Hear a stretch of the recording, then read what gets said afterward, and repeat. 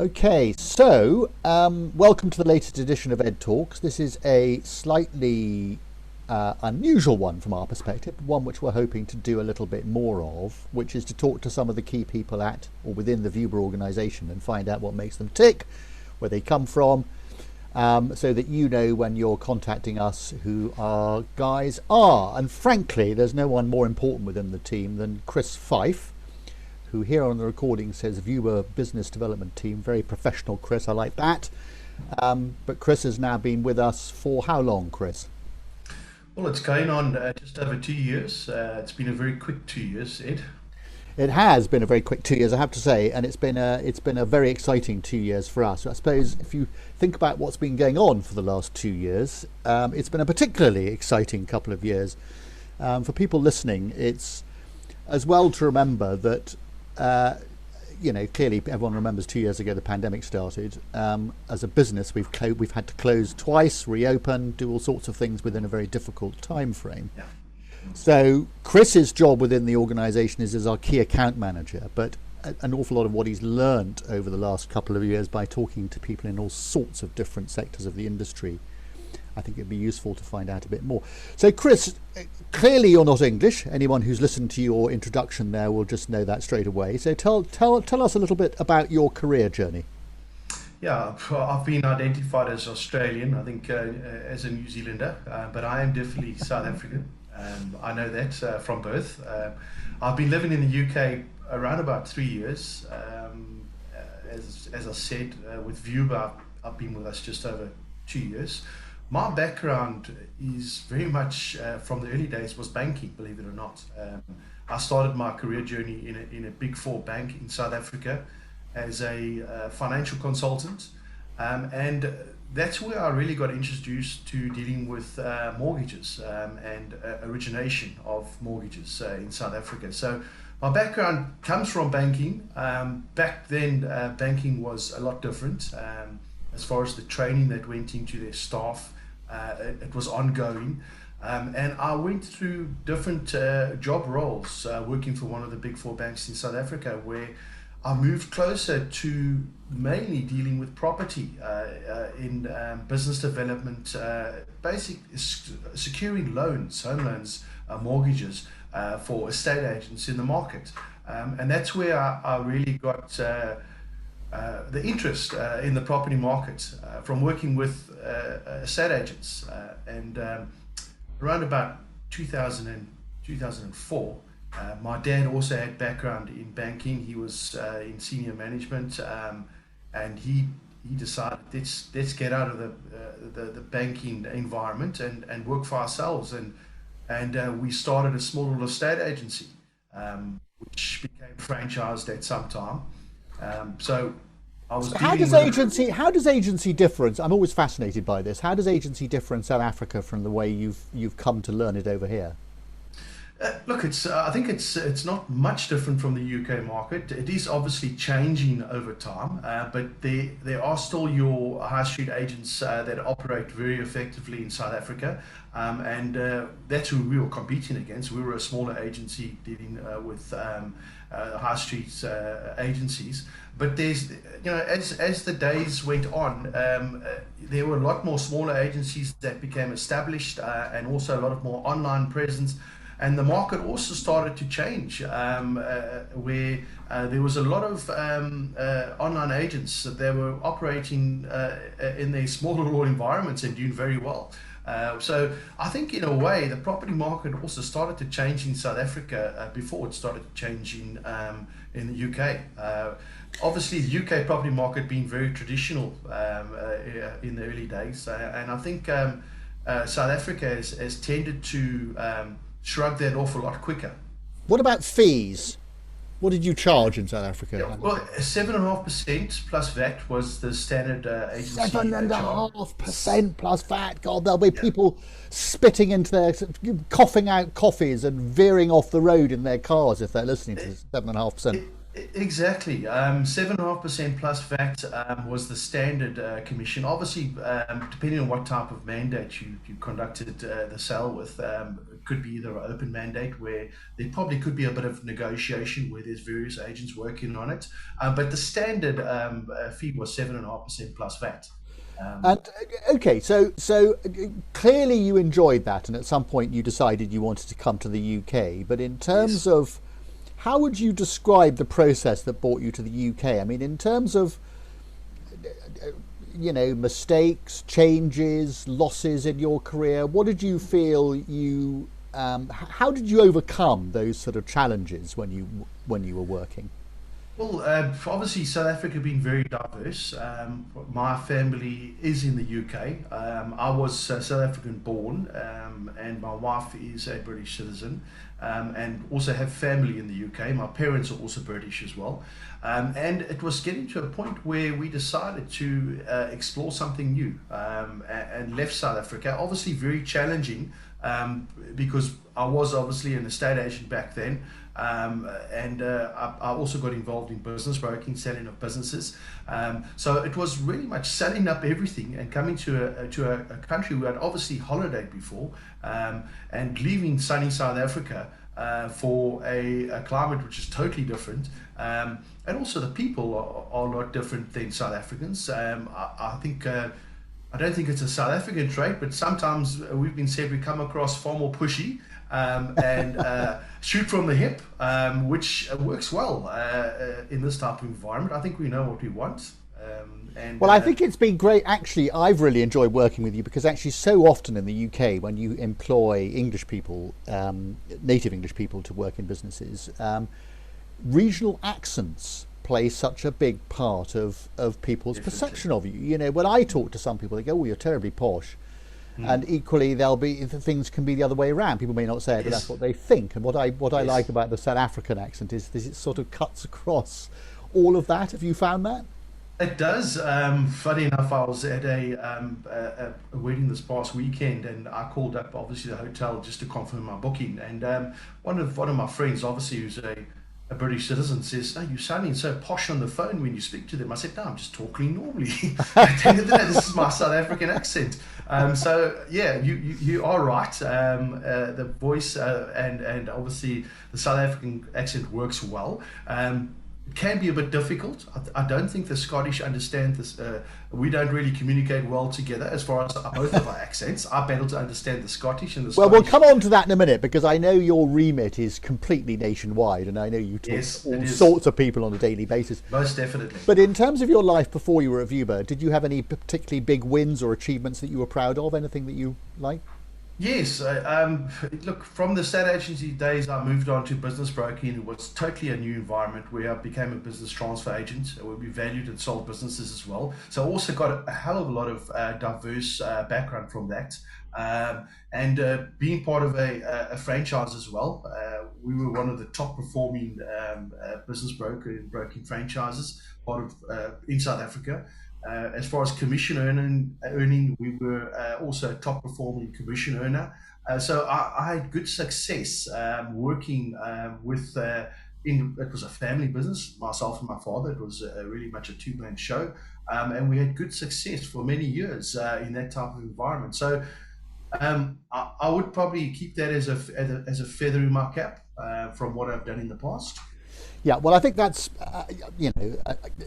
it clearly shows with you when we're working, and you and I work quite a lot together. But actually, because it's so fast paced, we never really had a chance to talk about what inspired you and all that sort of thing. I can remember our first chat when I think we had in the Crown Plaza in sunny Basingstoke That's right. when Yes, you came yes. when you came down to talk to us, and it was instantly clear that you were inspired to get on with whatever it was you were going to do and focus on it. But for those who may have come across you within the Viewber, well, from outside, just tell us what you do at Viewber. Well, my role when I was originally employed, I was employed as a key account manager, which the role's changed. I wouldn't say the title's changed. I'm now account manager, but I like to see myself as the bridge between what our services offer and what the client wants. I'm looking after over 1,000 B2B clients, making sure that they're happy, that the service we're offering is making the requirements that they have and need. And building those relationships, obviously, to expand on new services as well. And I mean, part of I think what you've done certainly in the past has been to suggest new services. But when you're talking to people, you can then suggest what they do. And clearly, as most Yes, people listening to this will know, the easiest way to sell a service to someone is to sell another service to someone you already sell a service to, exactly. and with recommendations. But clearly, you spend most of your time, I would imagine, dealing with a few big clients. How have you found that process? Do you find there are times when you want to? Well, for those of you who are only listening to this, you won't see, but Chris doesn't have a huge amount of hair on the top of his head. So when I say pull your hair out, that's the wrong expression. But do you get times when you really do want to pull your hair out? Look, it's been challenging. I think my banking days have afforded me some resilience. So I think even though I'm not known to be a patient person, but I am patient, and I think when you get to know your clients and your key contacts in those big organizations, I'm very keen to get to know them on a more personal level, not really a business level. So I try make it not all just business when I am speaking to them, and also not come across way too serious, which tends to help building those relationships. Because it must have been very difficult, Chris, over the last couple of years. I mean, obviously, the last 2 years has been, well, it's been definitely virtual. But I think I'm right in saying that you have finally been out and seeing that the people who existed behind the screens are actually real.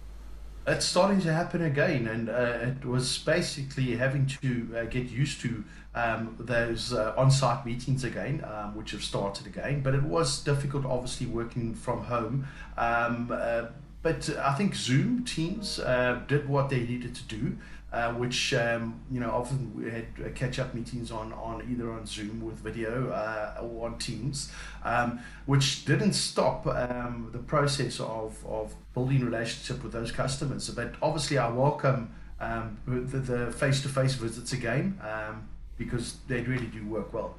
Okay, so tell us what you think it's like working at Viewber, and what do you think of the team? So just your opinions would be interesting. Yes, it's an exciting company. I've been here, as I say, just over 2 years. The changes that I've seen are quite massive in the volumes that we actually are completing as far as appointments are concerned, with new faces coming on board, team restructuring to obviously cater for volumes as they are increasing as well. And I really see Viewber as a tech business, which we have a staff who prop up that tech business, and it's from our support team who do a fantastic job in making sure bookings are confirmed, our membership team who are really much our caretakers for all our viewers out there, our quality assurance team that looks after obviously service issues, and responds so well to any service challenges, and also obviously our business development team, which obviously is in charge of bringing on new business and maintaining the relationships with those clients. It's an exciting company, even though we are all working from home. We are regularly in touch with each other, whether it be on Teams, whether it be on Zoom meetings, or just team meetings on a weekly basis. Exciting company, and just to see, be part of a organization that really has a service that's needed out in the market. It makes it a bit easier to try and sell, obviously, the service offering. So what are your biggest frustrations then when you're talking to people about Viewber? What is it that you feel you'd like to get over, but you feel you sometimes struggle to? Frustrations are obviously just time, whether it be my time. Obviously, as I say, I look after over 1,000 business development B2B clients. So it's really just having sufficient time to obviously assist my client base. From the client side, I find obviously high street agents, online agents, auction houses, we've got such a variety of clients. Time is also an issue for them. And it's a matter of just trying to get through as much information as possible in the shortest time frame. And it's very difficult because obviously some stuff is missed along the way, which will require a follow-up meeting at some time. But I think just everybody is so busy out there in the property market, they just want to get as much information in as possible in the shortest amount of time, just so they can get on with what they need to do.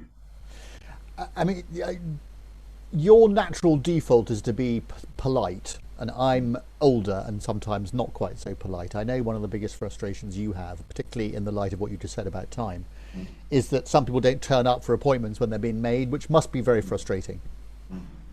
It is. I would say it was more in my earlier days. It obviously is very frustrating because of when myself or any of the team members booking a meeting, it blocks out our calendar, so we can't accept any other appointments in during that time. So it's basically closing the door on somebody else who may need a call or a catch up meeting. But saying that, I think. Our name is growing out there. Our clients are getting to know who Viewber are, and I think our time is more valued at the end of the day. And recently, I haven't had many instances where a client has not arrived at a Okay, meeting, well, no, which is good. that's good to hear. So, if you had any insider knowledge, stuff that you've sort of experience that you've gained, and how you think you could approach clients better, is there anything in particular that you would like people to know? Yeah, I think we're offering over more than 20 services, and there's really much a service in there for every client out there. And I think the biggest question and obviously challenge is just cost as far as the service. Any company out there, no matter what vertical you're in, whether you're an auction house, estate agent, it all comes down to cost at the end of the day. And obviously we've got our set standard services, but we have got services which can make it far more cost effective as far as open houses, as far as booking a viewing assistant. And it's really up to you as the user to go and manage those services to reduce cost. Obviously, we can put everything in front of you and say book a viewing, book a open house. But if it comes down to the user and more management of what type of services you are booking, it's going to be far more cost effective for a client. Yeah, I think, yeah, that's a very, very good point. And I know from, certainly from my point of view, having been doing this, banging the drum now for the thick end of 6 years, I'm always trying to encourage people to look at value rather than cost of the Yes. service. But, and I think as a estate agent, as the average age of people who are running a lot of the estate agencies out there gets lower and lower, they're understanding more and more about how tech can help them. Yes. I was interested to hear you say that you think Viewber is a tech platform. I mean, obviously there are three elements to it for me. There are the people, as you say, supporting the tech. There's the tech, and then there are obviously all our viewers. Viewers. Where do you think Viewber might be in 5 or 10 years' time? Well, I just, from what I see, we've got that network of viewers that are out there that are excellent. They are trained and looked after them. We've incorporated new services into the Viewber network that have really gone down pretty well. And I think we're going to possibly see some new types of clients. I'm hoping we'll get closer to the insurance industry because we have that network out there where we can offer services for the insurance industry. But with that network in place, we are very much unrestricted. It's a matter of just making sure that our viewers can conduct that particular service that's required. But otherwise, we're happy to incorporate new services. I'm hoping at some time that we'll see an expansion once we have our feet firmly on the ground, that we can possibly look at identify other countries where there could be a surge in the property market where we can have this a similar type of Viewber network incorporated into that company, and working remotely just shows you that it can be done from anywhere in the world. How we operate currently. Yeah, well, I think that's a very good. I think that's a very good point. So you talked a little bit about how the property market was changing in South Africa. How do you think the property market's changing? And when you say property market, I know that you're referring really to the way estate agents work rather than Yes. necessarily the property market. So how do you think that estate agency is changing from your experience in the UK? Well, I see new estate agents also more online hybrid agents that are obviously inquiring with Viewber for services. They've left a high street. So there's definitely still is a move from a lot of the agents to an online hybrid type of role where they're starting off on their own and taking that leap, having some sort of some of them having franchise agreements signed with bigger groups to have a bit more value in the name that they're trading under, and also obviously the systems and the network. But I think we're going to see a lot of movement from high street. I don't think the traditional high street's going to go away. I think there will still be always a place for the traditional high street. Obviously, for the seller that wants to go and pay the fee and prefer that personal service. But I think there is going to be a big change as we move forward, especially with also the type of properties that have been built. Your build to rent, your participation ownership, your block properties that are going up. It just doesn't make sense to have on a high street type of a sale on those type of properties where it's going to become more your online hybrids that are going to be dealing with, and hopefully rely on networks like Viewber to assisting with services, full services relating to the sale or inspections of those properties. Okay, well, there you are. You heard it from Chris. The future of estate agency, more perhaps. And I agree. I very much agree that I think if two things for me: if properties become more homogenized is completely the wrong word, but if they become easier to manage, on the one hand, and if they become if the services that they're going to need can be more easily provided and the conveyancing process for selling them becomes quicker and quicker and quicker, you can imagine that if you could buy a property at the push of a button, things would be very different. And I think from the Viewber perspective, I just wonder whether there's anything else from a Viewber perspective, if you wanted to encourage people to consider using Viewber, from your experience, what do you think is the line that normally really gets people interested? I think also it depends on the type of client I'm dealing with, the vertical I'm dealing with, but you don't want to replace, the negotiators out there. I think we're more for cover.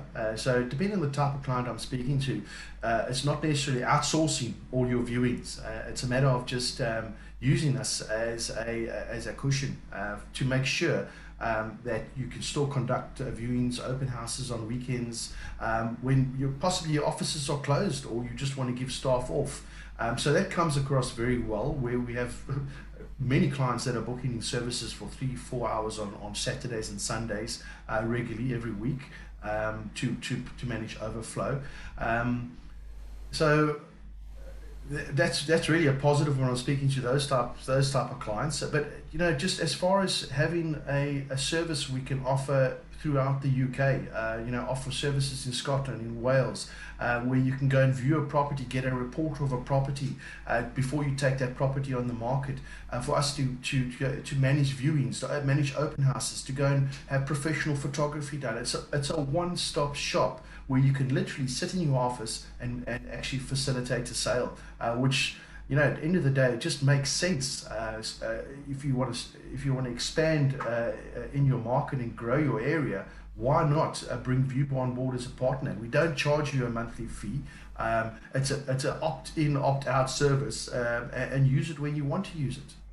Well, I think that sums it up really nicely, Chris. I think the fact from our point of view is, I know from when I first started this, we didn't want to take over. We just wanted to be I like that expression, a cushion. And I think that being in partnership with people, particularly on the estate agency side, is worthwhile. Listen, I really appreciate your taking the time. My dogs are going berserk, which seems to imply there's someone at the door. So this would seem to be a good time to break. And thank you very much for your time. Thank you, Ed.